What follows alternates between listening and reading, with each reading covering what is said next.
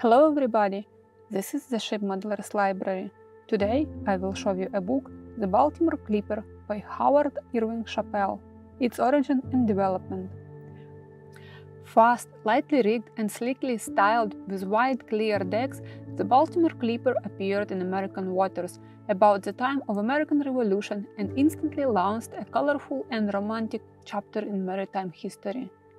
Because of their speed and maneuverability, these rakish topsail schooners were quickly taken up by privateers, slavers, smugglers, and pirates.